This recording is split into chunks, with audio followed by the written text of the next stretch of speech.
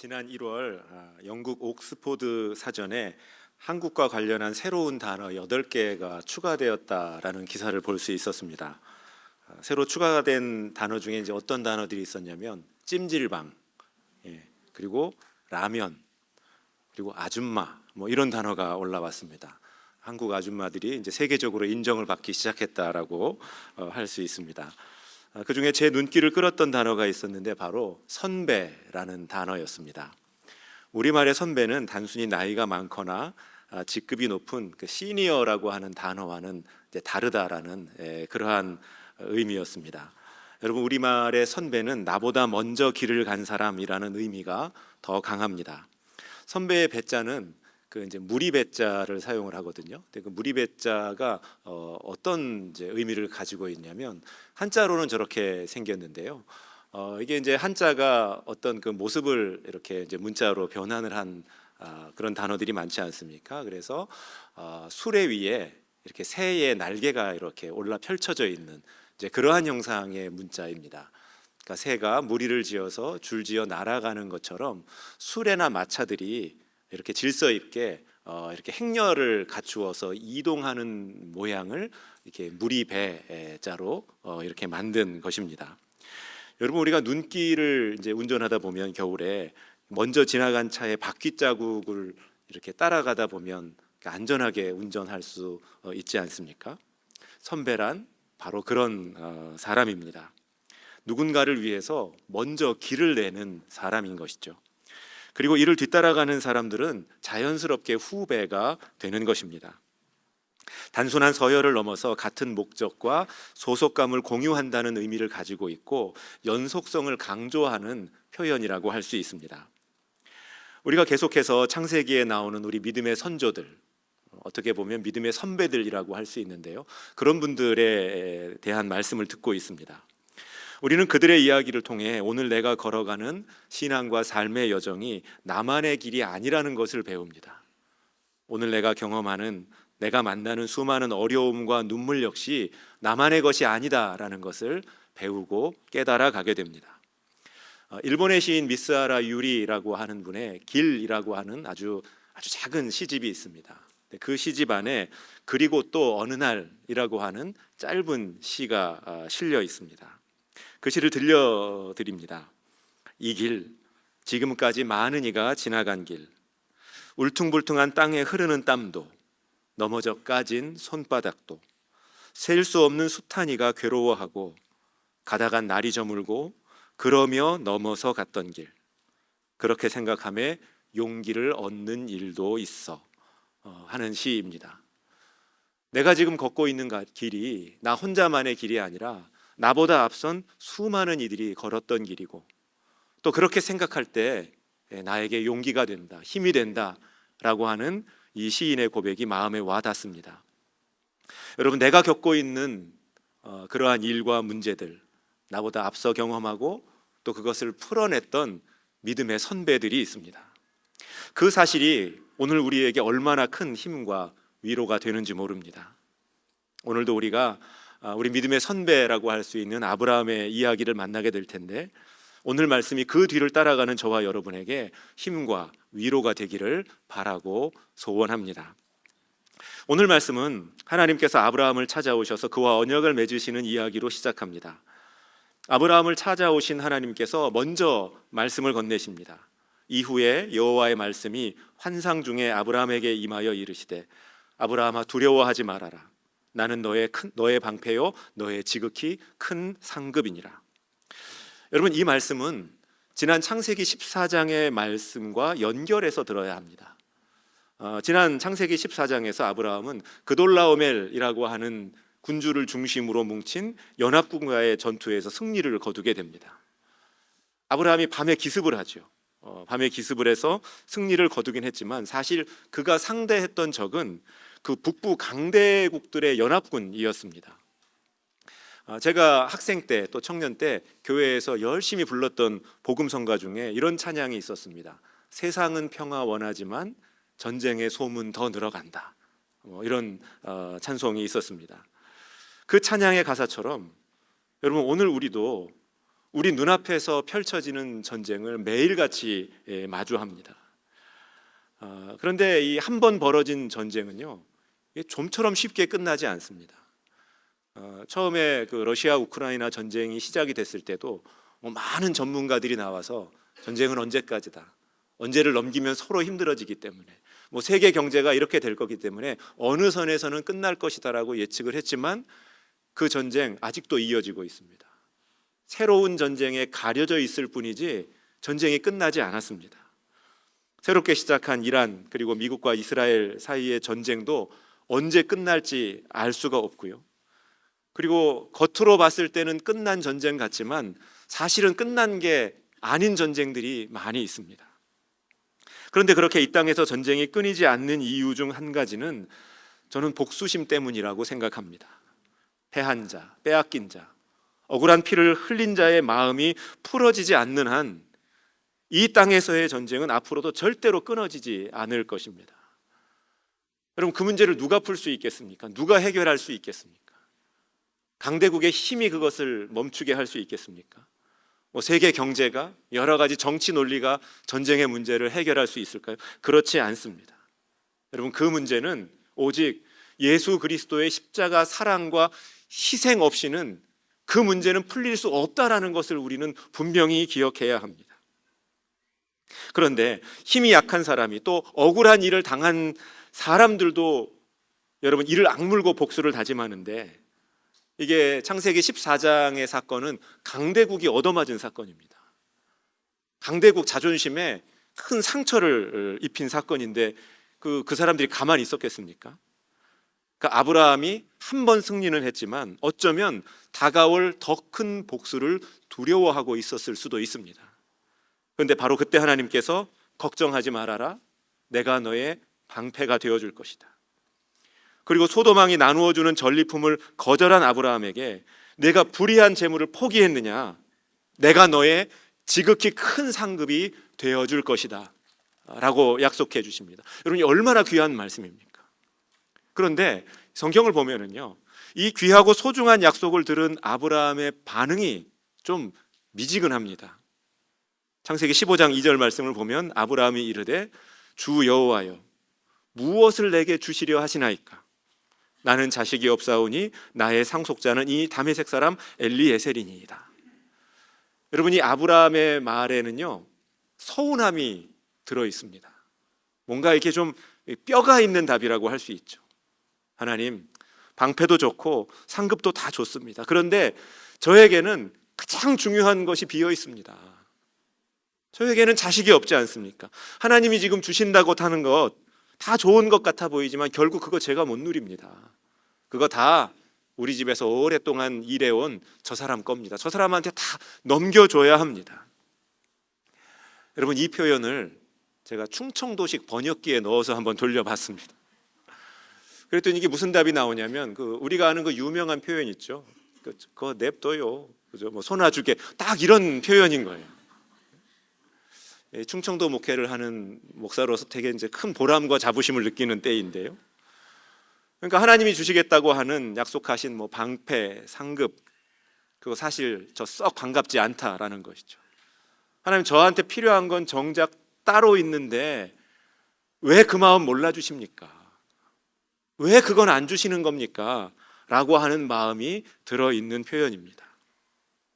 여러분, 아브라함은 분명히 전쟁에서 승리도 했고 세상의 유혹까지 뿌리친, 어떻게 보면 신앙과 성공의 어떤 신앙과 삶의 어느 정도의 성공을 이룬 사람입니다.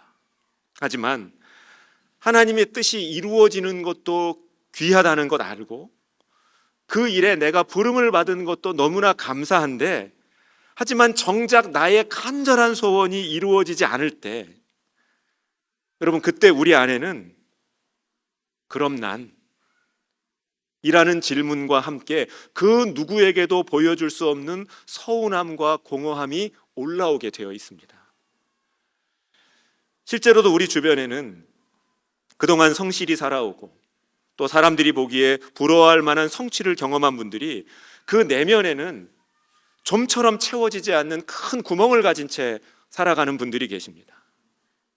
그러다가 40대 또 50대가 되면 그 문제 때문에 우울해지기도 하고 예상하지 못한 어떤 방황을 하기도 합니다.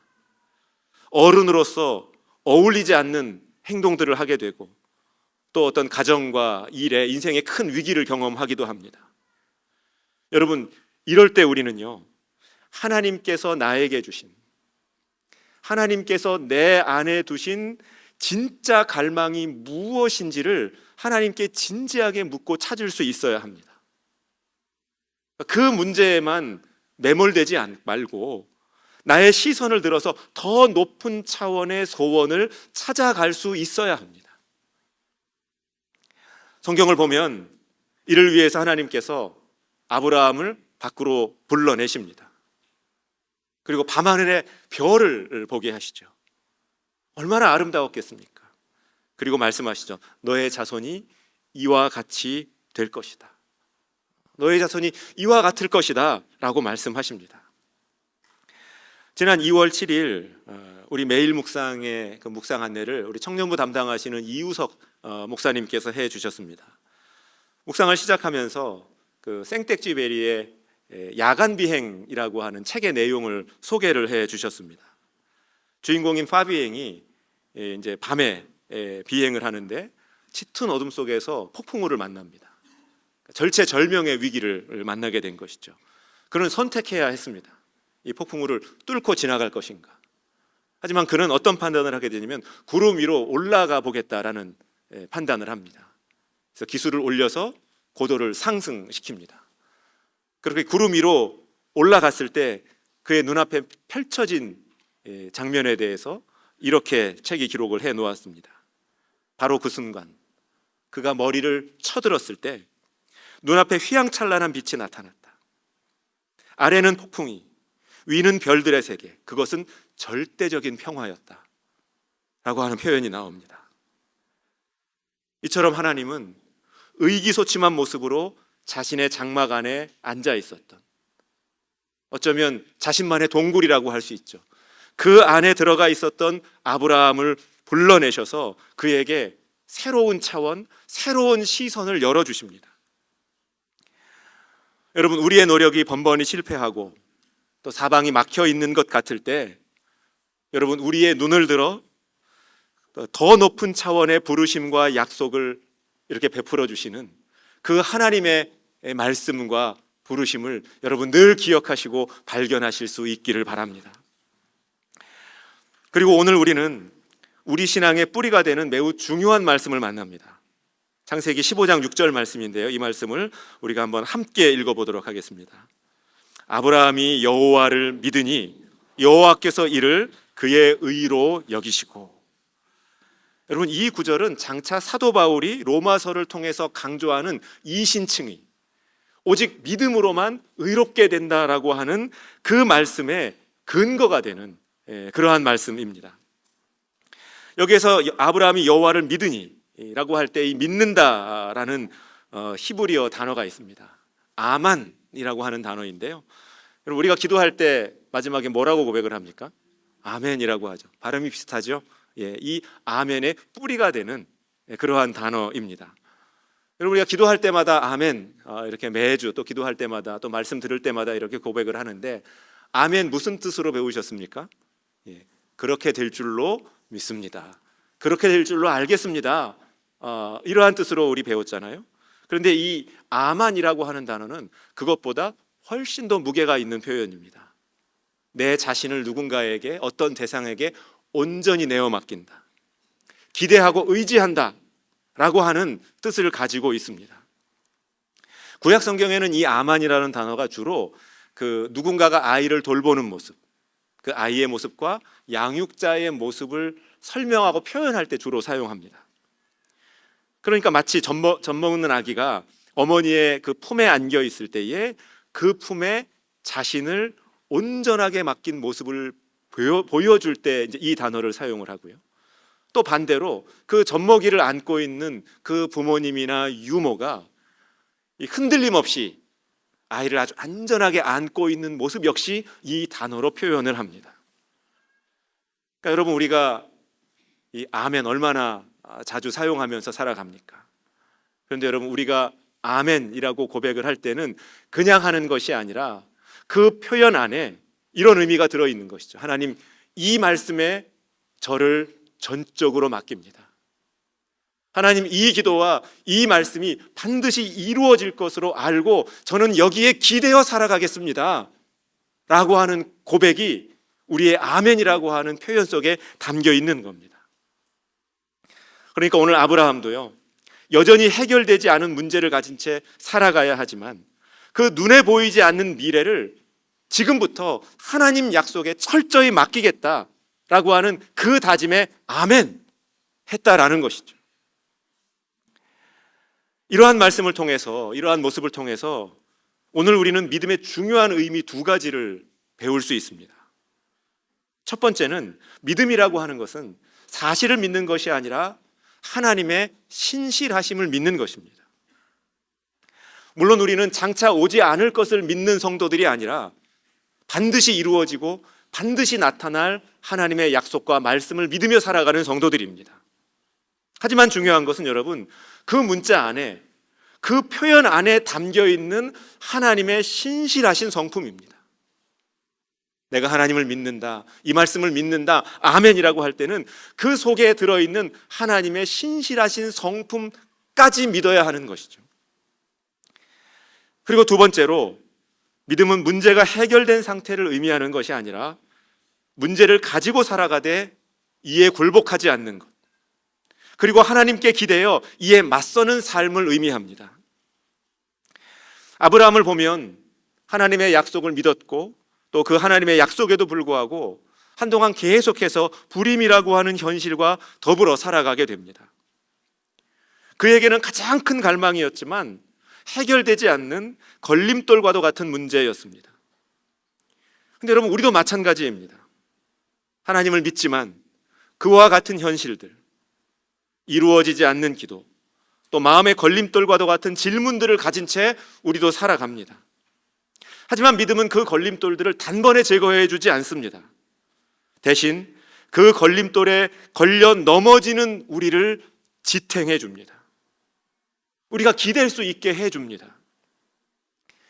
그러니까 여러분, 우리가 살아가면서 우리보다 훨씬 더 영향력 있고 훨씬 더 우리보다 큰 파도에 한번 이렇게 탁 휩쓸리거나 떠밀리게 되면 버틸 재간이 없을 때가 있죠. 그럼 넘어지게 됩니다. 쓰러지게 되죠. 그런데 저는 우리가 쓰러질 때 어느 방향으로 쓰러지느냐도 훨씬 더 중요한 문제라고 생각을 합니다. 한쪽에 아무것도 없는 그러한 공허함이라고 하는 현실 속으로 넘어지는 것이 아니라 한쪽에서 여전히 우리를 지탱해 주시고 우리의 기댈 산성과 바위가 되어주시는 하나님이 계신 쪽을 향해서 우리가 넘어질 수 있다면, 여러분, 그러면 되는 문제 아니겠습니까? 그런데 믿음은 우리를 하나님을 향한 방향으로 넘어지게 해줍니다. 또한 그러한 의심과 핍박에 굴하지 말라고 우리를 든든하게 붙들어 줍니다. 그런데 바로 그렇게 하나님께 전적으로 기대고자 했던 아브라함의 믿음을, 그래서 그 약속 위에서 약속에 기대며 살아가려고 했던 그의 믿음을 성경은 하나님께서 그의 의로 여기셨다라고 말씀해 주십니다. 정말 놀라운 선언입니다. 여기서 의로 여기셨다라고 하는 말은 아브라함이 도덕적으로 흠이 없었다거나 행위가 완전했다라거나 아니면 그 사람의 삶의 모습이 아주 정의로웠다라고 하는 뜻이 아니라 그가 하나님과의 관계 안에서 살아가고 있었다. 그 바른 관계를 유지하고 있었고 그 약속 안에서 살아갔던 사람이다라는 의미를 가지고 있습니다. 아브라함은 우리가 잘 아는 것처럼 실수가 있었던 사람이고요, 또 앞으로도 완벽한 모습을 보여주지 않습니다. 오늘 우리가 막 이 아브라함의 믿음에 대해서 이야기를 하지만 바로 다음 주로 가게 되면 또 아브라함이 큰 사고를 쳐요. 그래가지고 아주 집안에 아주 큰 분란을 만들어냅니다. 하지만 그럼에도 불구하고 약속에 기대어 살아가려고 했던 모습을 하나님께서는 저 사람 의로웠다라고 인정을 해주셨다라는 것이죠. 우리 씨앗학교 개교한 첫 해에 우리 학교 학부모님들이 그 학교 기금을 마련하기 위해서 그 고구마 농사를 지어서 형제교회에 이렇게 판매를 했던 적이 있었습니다. 농사 짓고 이제 수확을 한 뒤에 그 박스에 포장하는 날이었는데요. 그러니까 저도 이제 그 작업에 함께 참여를 했습니다. 한쪽에 고구마를 이렇게 쌓아놓고 5kg 박스 단위로 이렇게 포장을 했거든요. 샘플을 하나, 5kg 샘플을 하나 딱 만들어서 그 이제 고구마 있는 데다 갖다 놓고, 저는 이제 저울 담당이었습니다. 그래서 5kg짜리 박스를 저에게 가지고 오시면 제가 이제 저울에 달아서 통과하면 그 옆에서 이제 테이핑해서 이렇게 한쪽에다 쌓아 놓았습니다. 근데 학부모님들이 이제 고구마를 담아 가지고 오시는데 이게 무게가 다 각각인 거예요. 그걸 보니까 이분들 성격을 알겠더라고요. 어떤 분은 항상 후하게 담아 오십니다. 항상 5.5kg, 6kg 막 이렇게 담아 오시고요. 어떤 분들은 항상 모자라게 담아 오세요.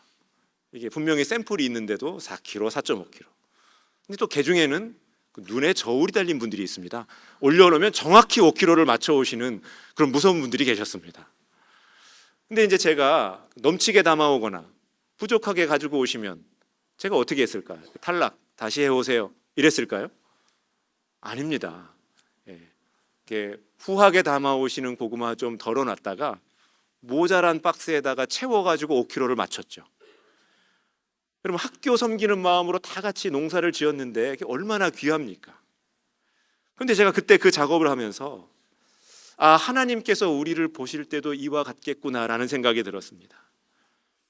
우리의 믿음, 또 우리의 삶의 모습, 분명히 온전하지 않고 분명히 부족한 점이 많겠지만 그래도 하나님 말씀에 의지하면서 살아가려고 하는 그 작은 믿음을 귀하게 보시고 하나님 손으로 지나친 것 덜어내시고 부족한 것 채워주시면서 결국은 의롭다, 결국은 문제없다라고 인정해 주신다라는 사실을 깨달았습니다.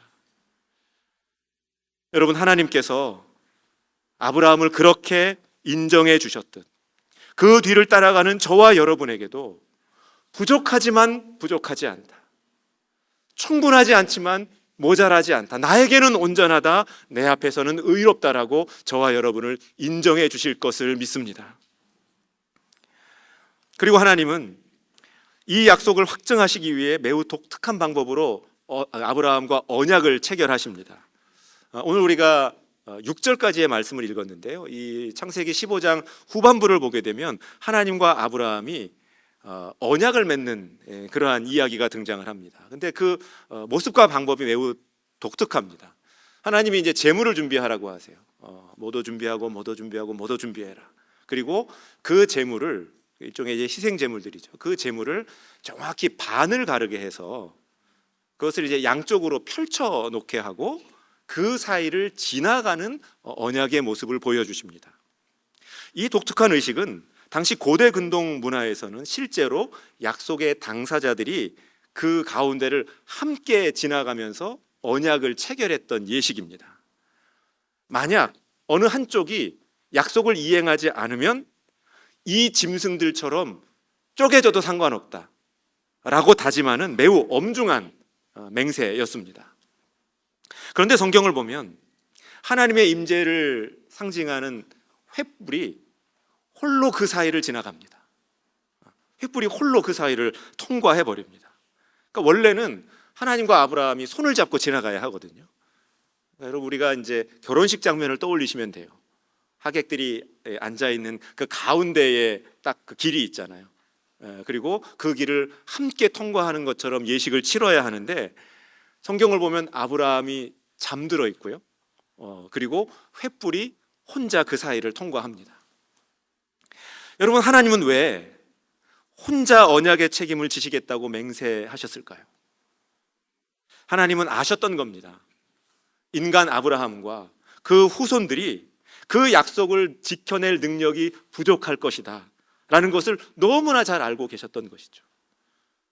그렇지 않습니까, 여러분? 저와 여러분을 생각해 보아도 우리는 정말 돌아서면 잊어버리고 돌아서면 잊어버리고 너무나 쉽게 흔들리는 존재들입니다. 그런 우리를 향해서 너희가 비록 그 약속을 잊더라도, 너희가 비록 그 약속을 지키지 못하더라도 내가 나의 생명을 걸고 이 약속을 완수하겠다라는 의지를 보여주신 것입니다. 결국 이 약속은 예수 그리스도께서 십자가에서 자신의 몸을 찢는 희생으로 완성시켜 주셨습니다. 자, 그렇다면 여기서 한 가지 질문이 생깁니다. 여러분, 우리 인간은 하나님의 구원을 그저 기다리고 구경만 하는 무책임한 방관자로 살아도 되는 것일까요? 하나님 혼자 지금 다 하시는 거잖아요. 하나님 혼자 지나가시고 내가 혼자 약속을 지키고 내가 끝까지 책임지겠다. 그리고 아브라함은 뭐 하고 있습니까? 아브라함은 주무시고 계십니다. 그처럼 여러분, 우리는 하나님의 약속을 내가 아니까, 내가 기억하니까, 내가 믿으니까 그 상태로 가만히 앉아서 기다리기만 하면 되는 것일까요? 그렇지 않습니다. 일본의 근대 소설가인 다자이 오사무의 달려라 메로스라고 하는 단편 소설이 있습니다. 아주 짧은 소설인데요. 이 소설은 그 그리스 설화에 나오는 이야기를 이제 재구성한 소설입니다. 주인공인 메로스라고 하는 청년이 자신이 살고 있는 나라를 통치하는 폭군을 암살하려는 계획을 세웠다가 그게 적발이 되어서 이제 사형에 처해지게 됩니다. 그런데 메로스에게는 결혼식을 앞둔 아끼는 여동생이 한 명 있었습니다. 그래서 왕에게 내가 여동생의 결혼식에 참석하고 와서 내가 형을 받겠다라고 요청을 합니다. 결국 왕은 메로스를 풀어주는 대신에 그의 친구인 세리눈티우스라고 하는 친구를 인질로 잡습니다. 그리고 3일 동안 내가 시간을 줄 텐데 3일 안에 내가 돌아오지 않으면 도주한 것으로 간주하고 내 친구를 대신 사형에 처하겠다라고 이야기를 합니다. 근데 두 친구가 모두 거기에 동의를 합니다. 그리고 이제 그 메로스는 여동생 결혼식에 참석하고 동생을 축복해 준 뒤에 서둘러서 이제 돌아옵니다. 그리고 친구를 구하기 위해서 그때부터 사력을 위해 달립니다. 하지만 돌아오는 길이 만만치 않고 아주 험난했습니다. 강물이 범람해서 다리가 끊기고 산적을 만나고 그리고 그리고 더위와 갈증에 지쳐 쓰러지기도 합니다.